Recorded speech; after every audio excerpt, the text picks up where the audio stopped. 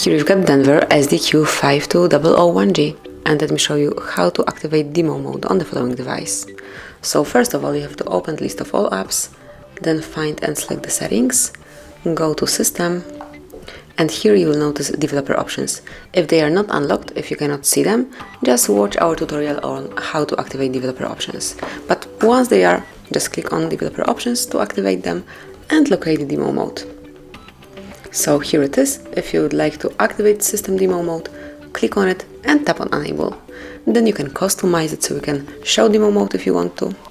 As you can see the difference even in status bar, or you can turn it off. Then once you want to deactivate demo mode, just click on the switcher again. And this is it, that will be all. Thank you for watching. Please subscribe our channel and leave the thumbs up.